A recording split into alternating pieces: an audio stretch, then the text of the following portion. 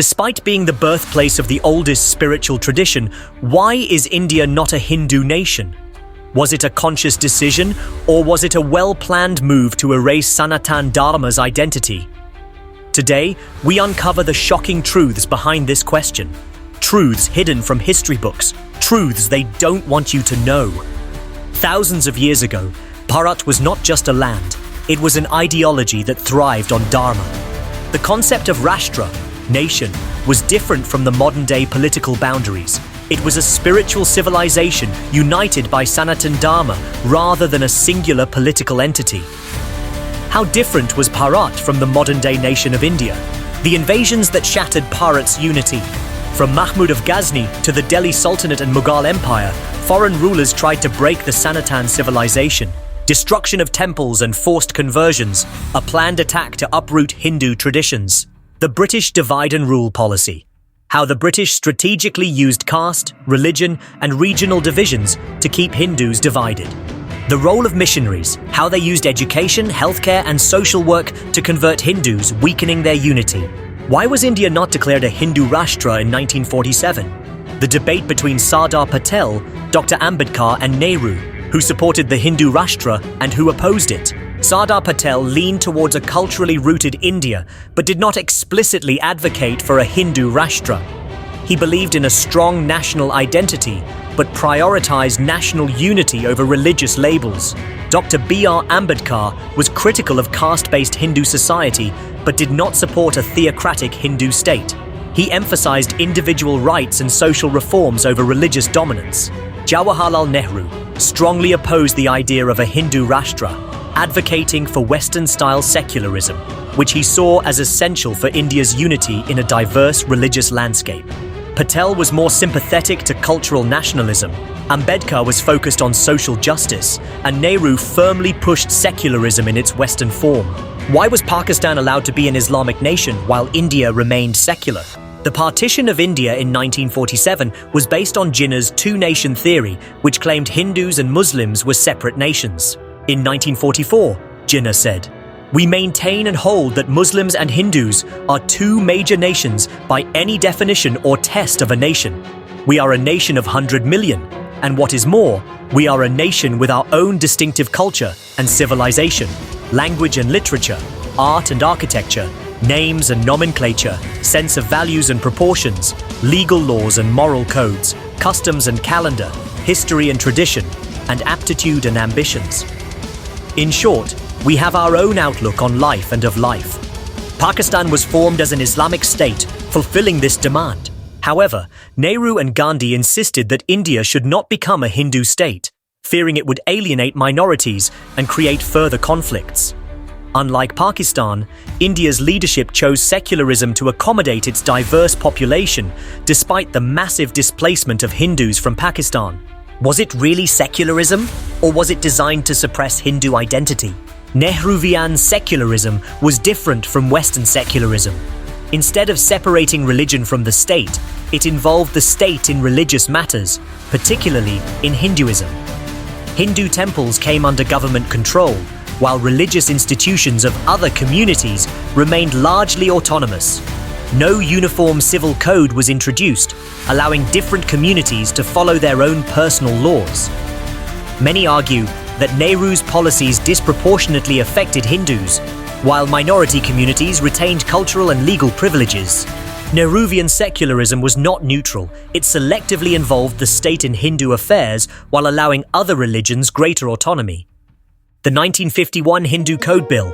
Why were reforms imposed only on Hindus and not on other religious groups? The Hindu Code Bill, introduced by Nehru and Ambedkar, sought to reform Hindu personal laws, including marriage, divorce, inheritance, and property rights. While this modernized Hindu practices, it did not apply to Muslims, Christians, or other minorities who were allowed to follow their own religious laws. Ambedkar supported uniform laws for all but faced opposition from Nehru, who feared backlash from Muslim and Christian communities. As a result, only Hindus were subject to legal reforms, while other communities retained their religious autonomy. The bill modernized Hindu law, but raised concerns about why similar reforms weren't applied across all religions. Special privileges to minorities. Why does India's constitution grant special rights to some communities while restricting Hindus in their own land? Article 2930 of the Indian Constitution grants special rights to minorities to establish and manage their religious and educational institutions. Minority-run institutions receive government grants and operate with greater autonomy than Hindu institutions, many of which are under state control. The government provides scholarships, job reservations, and welfare schemes for minorities, while Hindus do not receive similar benefits. The rationale was to uplift disadvantaged groups, but over time, these provisions have led to debates over why Hindus, who form the majority, do not receive equal treatment. The Constitution's special provisions for minorities were meant for protection, but have created debates over fairness, especially regarding temple control and education rights. The Forgotten Hindu Struggles. What happened? In January 1990, radical Islamist groups, backed by Pakistan's ISI, launched a violent movement to establish an Islamic state in Kashmir. Mosques openly broadcasted threats, demanding Kashmiri Pandits either convert, flee, or die. Women were raped, men were brutally murdered, and thousands of homes were burned. Nearly 400,000 Kashmiri Hindus were forced to flee overnight, leaving behind their ancestral land. Despite this, successive Indian governments ignored their plight, and their demands for rehabilitation remain unanswered. Why does this matter? While other genocides receive global attention, the Kashmiri Hindu exodus is rarely discussed in mainstream media or school textbooks. Emergency 1975, how Hindu saints and organizations were suppressed under Indira Gandhi's rule. What happened? On June 25, 1975, Indira Gandhi imposed a nationwide emergency under Article 352, suspending democracy and civil liberties, targeting Hindu institutions. RSS, Hindu saints, and other nationalist groups were banned. Thousands of Hindu leaders were arrested without trial. Many religious processions and temple activities were curbed. Why was this done? Indira Gandhi saw Hindu nationalist groups as a threat to her power. By suppressing them, she wanted to control the religious and cultural narrative of India. Hindu persecution worldwide. Why are Hindus facing constant threats in Bangladesh, Pakistan, Afghanistan, and even within India? Pakistan. In 1947, Hindus made up 15% of Pakistan's population. Today, they are less than 2%. Forced conversions, temple destruction, and kidnappings of Hindu girls continue daily. Bangladesh. Over 3 million Hindus were killed in the 1971 Bangladesh Liberation War, yet the world remains silent.